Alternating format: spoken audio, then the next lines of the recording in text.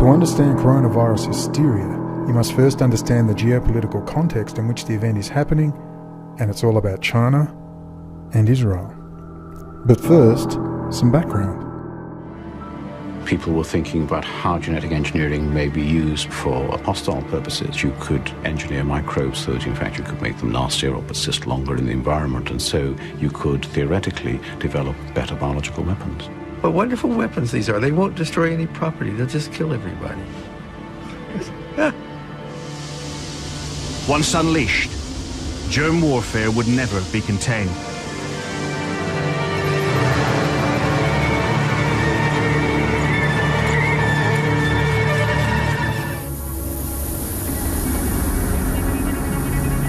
The bioweapons technology created during the Cold War has since spread around the world.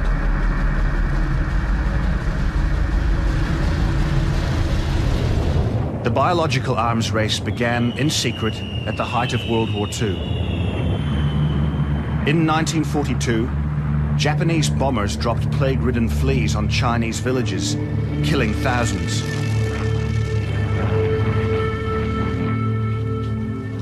That same year in Britain, Winston Churchill ordered British defense scientists to develop anthrax bombs to drop on Germany.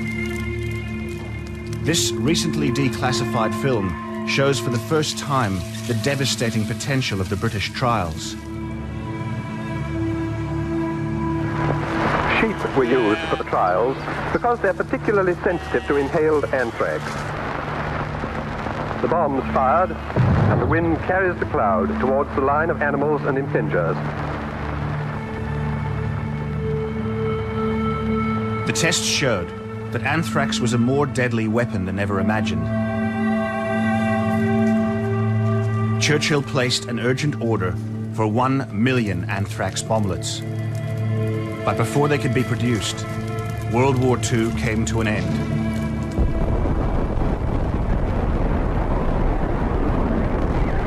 Now the world was on the brink of a new kind of war. At Vector, Popov and his team were genetically creating the new strain of smallpox. Technically, there was no difficulty in making smallpox almost 100% lethal, in contrast to 30% virulence of wild-type smallpox.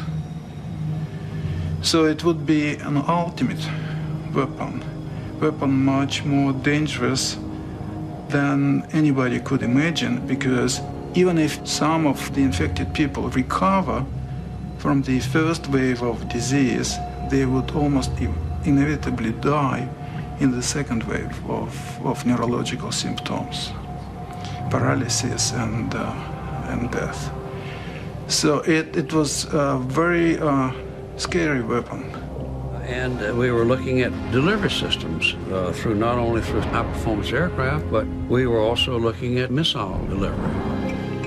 In an experiment to see how susceptible a large population would be to biological attack, scientists released supposedly harmless bacteria used to simulate biological agents over American cities. One of the early tests that we did was at San Francisco. We sprayed Bacillus subtilis from a naval vessel and had the wind move that aerosol across the downtown San Francisco.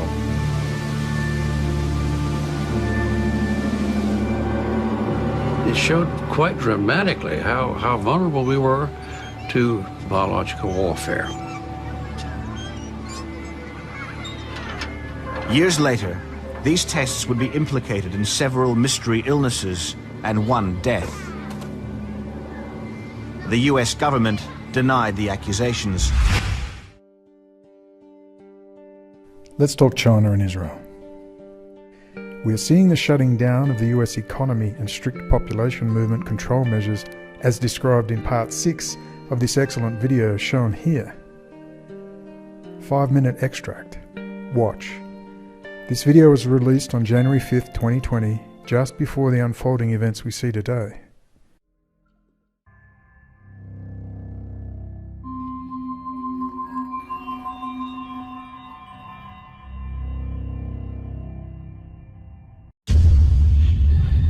Problems all around the world, economically driving worldwide rates down, except the US dollar. China trade deal emerges for Trump 2020 run-in, end Q1 perhaps. Fed starts talking rates up, flooding global investors into the US dollar yield. Mid-June 2020, a security event leads to a global tightening of population movement and a dissident roundup. Early August, catastrophic event or a series of running events takes out West Coast, all those nuclear reactors built on that fault line. Whatever, use your imagination, alien space monkeys. Collapse in confidence in the US dollar leads to futures market spike and hoarding. World trade dislocation. Physical shortage of produce, even water. Not to worry, Israel has all the technology required to rectify the situation. IMF steps in with global solution, the ESDR-DLT, or Electronic Sovereign Drawing Rights Distributed Ledger Technology, replaces the US Treasury system. This includes Bitcoin. Bitcoin mandatory pre-dollar collapse value purchase order or confiscation. Though still valuable, it's not going to be used in the world to come. Global rates everywhere go deep negative, wipes out what little middle class is left. Universal credit launched, global taxation to save the planet. How dare you! Age of communitarianism begins. UN Habitat Smart Cities program designed in Israel and most likely manufactured in China. Agenda 21 is born in 2021. Don't want to do any of this? Still dreaming of freedom from the banksters in your anarcho-syndicalist workers' commune paradise with a picture of Julian Assange, Noam Chomsky and Edward Snowden on the wall? Watch too many John McAfee crypto freedom videos? Then your backdoored phone, wallet, desktop, laptop, or the exchange where you deposited your treasure will be hacked and taken one way or the other. Ever wonder about the endless mass hacking and theft of hundreds of millions in crypto? No one is ever caught, and no one seems to know how they do it. I know how they do it.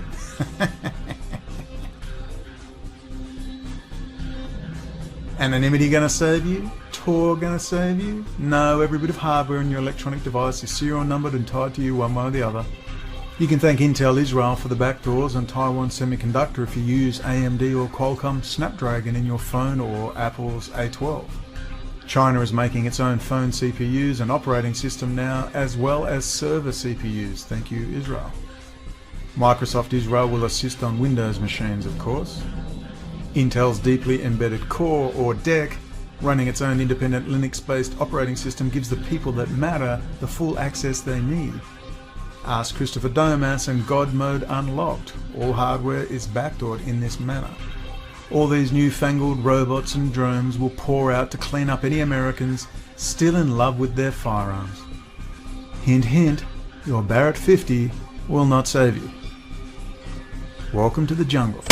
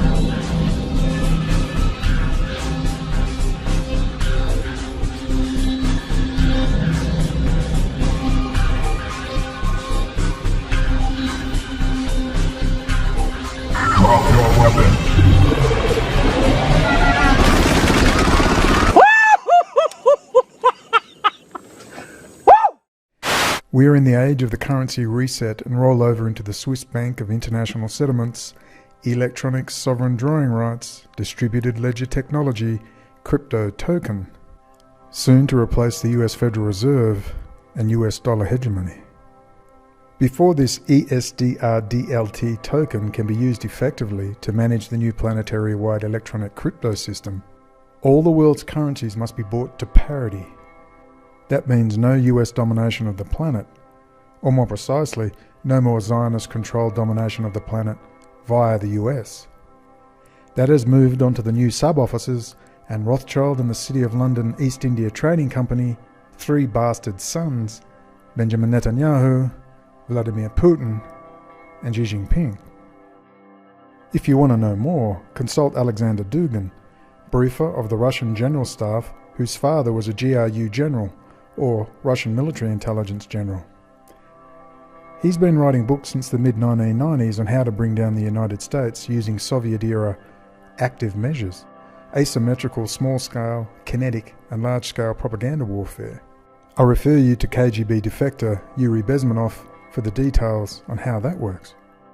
Now that Israel, Russia and China are fully in bed together on the Belt and Road development, it all becomes clear why the administration of Donald Trump is pulling out of the Middle East. Well, the pullout was stalled as the US military and intelligence community grappled with the Israeli-first rats in the Pentagon and the US State Department. It seemed they were winning, but now we have Corona and President Trump, who at first mocked Corona for what it was. People die from the flu, and this is very unusual. And it is a little bit different, but in some ways it's easier, and in some ways it's a little bit tougher. But we have it so well under control. I mean, view this the same as the flu. When somebody sneezes, I mean, I try and bail out as much as possible. It's going to disappear. One day it's like a miracle. It will disappear. And from our shores, it could get worse before it gets better. It could maybe go away. We'll see what happens. Nobody really knows. The fact is, the greatest experts, I've spoken to them all, nobody really knows. But he soon came around after the White House mole Jared Kushner got his orders from President of the United States, Benjamin Netanyahu. And we can speculate on the true role of Corona Mark I and possibly deadly follow-ups after we have read this damning article from October 2016, Bunting's Map in Israel on China's New Silk Road. Understand this article and you will understand the grand chessboard context in which all is currently unfolding. We'll talk more about Corona after this article. Bunting's Map in Israel on China's New Silk Road, an article from October the 15, 2016. Yosef Bodansky, an Israeli-American political scientist and senior editor of GIS Defense and Foreign Affairs Daily, wrote an insightful article in the September issue regarding the convergence of China's Afro-Eurasian integration project and Bunting's map of the world as a cloverleaf. Heinrich Bunting was a German Protestant pastor, theologist and cartographer, and in his masterpiece, Itinerarium Sacrae Scripturae, Travel Through Holy Scripture, in 1581, he portrayed the world that mattered was comprised of the three continents of Europe, Asia and Africa, with each depicted as a cloverleaf. They converged in Jerusalem, and the rest of the world was irrelevant. In his article entitled The History of What's Next, Bodansky argued that the Bunting map is likely the best depiction of the unfolding global geopolitical architecture of the 21st century. With the demise of the Arab modern state and Sykes-Picot post-Arab Spring, Libya, Iraq, Syria and Lebanon are no more, and Jordan and Yemen are not far behind. Instead, what is arising is the merging of the greater Middle East and the greater framework of the reawakened Mackinderan world order, and the cloverleaf world centered on Jerusalem is converging with China's One Belt, One Road project. Israel is keynote on China's New Silk Road, with the rise of Salafi jihadism in the Middle East increasingly threatening China's overseas citizens and assets, especially to their maritime trade via the Suez Canal. Israel is emerging as a strategic node on China's southern corridor on the New Silk Road. As the world's largest trading nation and with over 95% of global trade still being seaborne, Beijing is heavily dependent on the canal to reach its largest export market in Europe, with trade volume at 521 billion euros in 2015. Geography matters, and the Middle East is also where China imports more than half of its crude oil.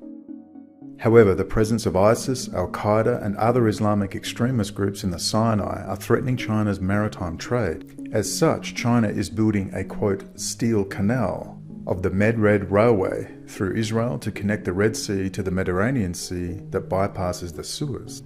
This was especially prompted by an incident in 2013 when Al-Furqan Brigade, an Al-Qaeda affiliate, attacked China's COSCO container ship by firing rocket-propelled grenades while it was in the Suez Canal en route to northern Europe. With increased military activity and ship inspections in the Suez, maritime insurance company Lloyd's List recommended that ships take the 6,000-mile longer route around the Cape of Good Hope, essentially around the entire African continent. These shipping delays and risk premiums are costly for China, Although Beijing is building overland networks of railways and highways as part of the planned Silk Road economic belt across Eurasia, these routes are a diversification, not replacement, of important maritime transport corridors. Israel as a regional power. Israel as a regional power. Israel as a regional power. Israel as a regional power. And what it is basically the meeting ground between big data, IT, and connectivity. Everything is being driven from this nexus. Everything. Big data, AI, and connectivity is allowing small countries to be big countries.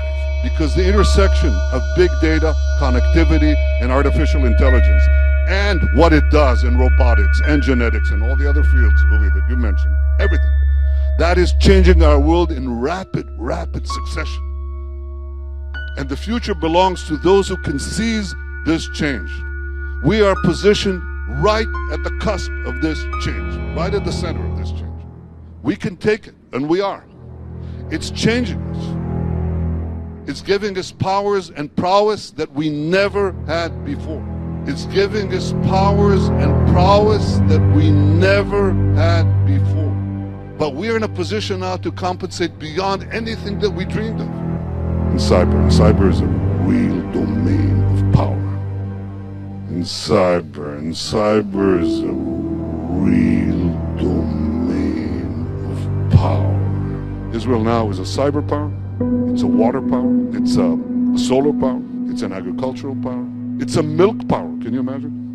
This makes Israel very powerful. This makes Israel very powerful. This makes Israel very powerful. It's giving us powers and prowess that we never had before. It's giving us powers and prowess that we never had before. But we're in a position now to compensate beyond anything that we dreamed of. But we're in a position now to compensate beyond anything that we dreamed of.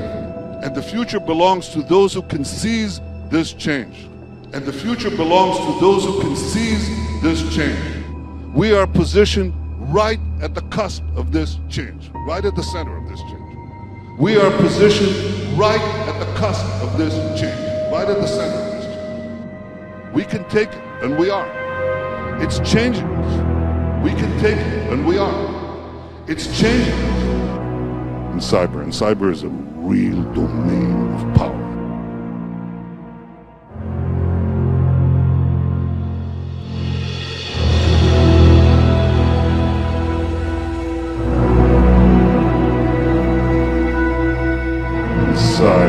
Cyber is a real domain of power.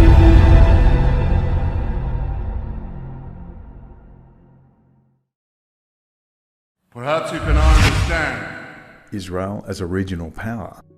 Thus, the rise of Israel as a key node in China's Silk Road grand strategy not only elevates Jerusalem in China's strategic calculus, but as Jean-Michel Valentin of the Red Team Analysis Society argued, also presents a new status of Israel from a, quote, protected power of the US to a, quote, integrated regional power. In its own right, transforming Israel's traditional narrative of seeking protectors to one of seeking partners.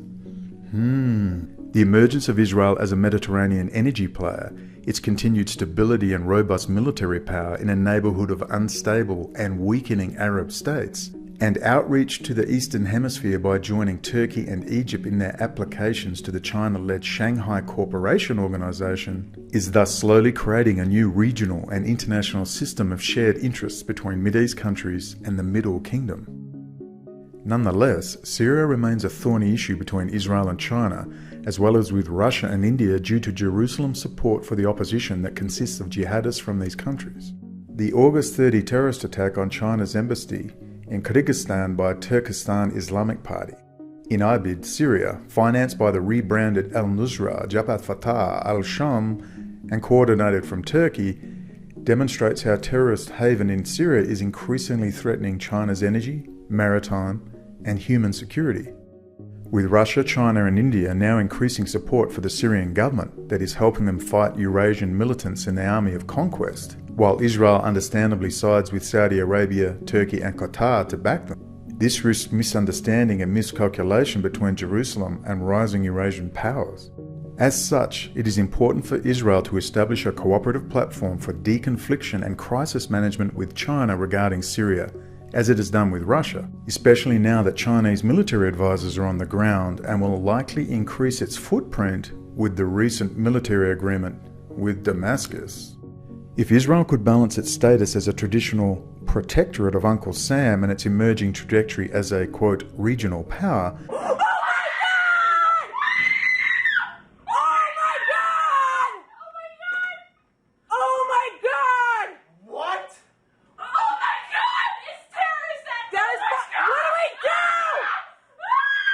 with additional partners and take stock not only of US interests, but also legitimate interests of new Mideast actors such as China and Russia, it could help manage the transition and maintain relative stability as the greater Middle East continues to converge with China's Afro-Eurasian integration project, and along with this, perhaps a resurrection of Bunting's cloverleaf world and a return to history. Now you understand the central role of Israel in the Belt and Road project. China is not leading this, Israel is. Israel is supplying China the technology. China could not innovate a toilet seat without first studying in the US or having it handed to them by Israel. China is not a technology innovator, it's a slave labour camp of traumatised, collective sociopaths suffering deep anxiety issues, able to regurgitate large amounts of data on command. No offence to beautiful Chinese people all over the world, some of which I call my friends, but they don't live and work in China. They'll tell you all about it. Now you might understand why Iranian General Soleimani was assassinated, a man who hates both Russia and China. The story that he was heading to a meeting with Saudi officials in Iraq makes sense as he realised Iran was being used to smash pan-Arab nationalism and resistance to the expansion of Israel's borders.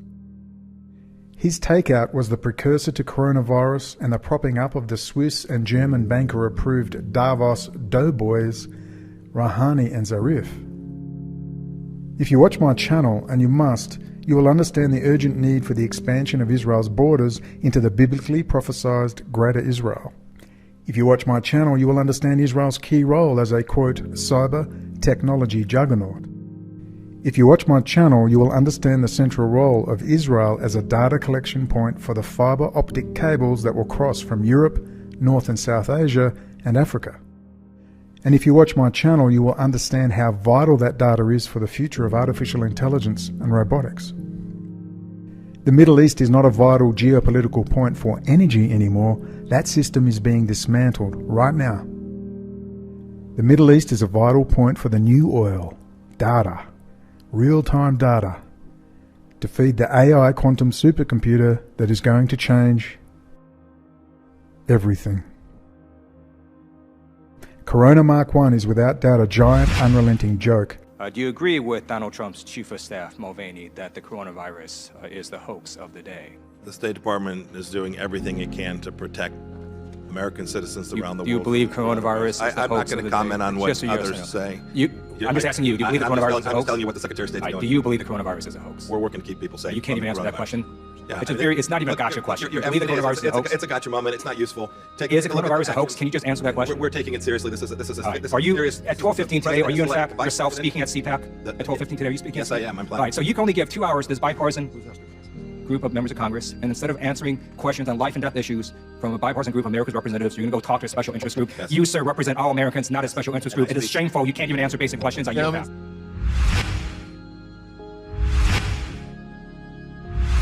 You're serious? You don't know. Everybody knows you never go full retard. You went full retard, man. Never. I remember the 80s growing up in nuclear war with the Soviet Union and the very real fear I felt. Then came killer bees from South America. We got bees! Frightening images from Arizona. The landscaping crew surrounded by bees, hundreds of thousands of them. ABC's Clayton Sandell with the warning tonight. Then came mad cow disease and SARS. Then the supervolcano in Yellowstone National Park was going to get us all. And then asteroid collisions, which was a good one. Tell me you notice that these endless, carefully crafted narratives designed to keep you passive and in an anxious, non-thinking state. Tell me you get it. These are Hollywood scripts. Fact is, we are 10 years away from a full lockdown. They need robots and drones. Human beings are the key vulnerability in the system, and they are waking up, and they're getting dressed and getting out of the house. Being woke is not enough. You have to leave the house. For God's sake, you've woken up, but you're still in bed. Hey, are you awake? Yeah. I just want you to know I hate you. And so does my dad.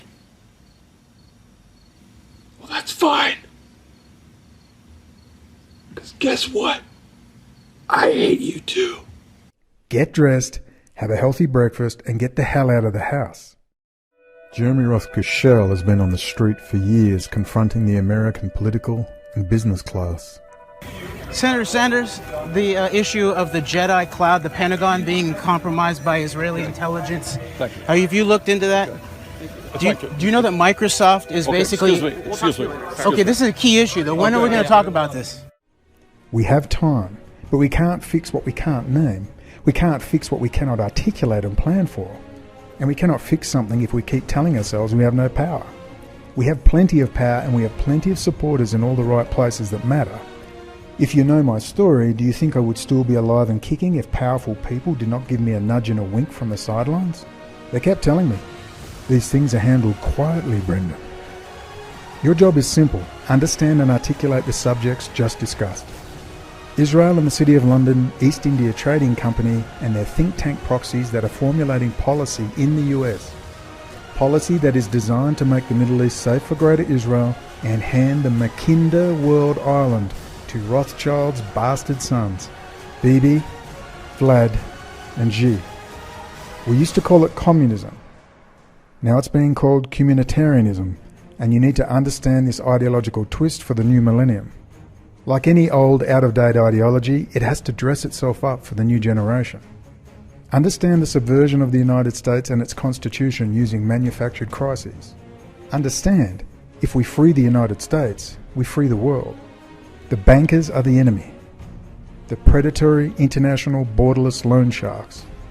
The people who stole $5 trillion from the US economy and paid themselves bonuses back in 2008. Where did that $5 trillion go? Ask the damn question, where did it go? It didn't disappear. It was transferred. What do you think is paying for the Belt and Road? We need to protect the United States from socio-economic implosion. We need to keep the US military-industrial complex high-tech sector strong. We need to cut off Israel, Russia and China from high technology.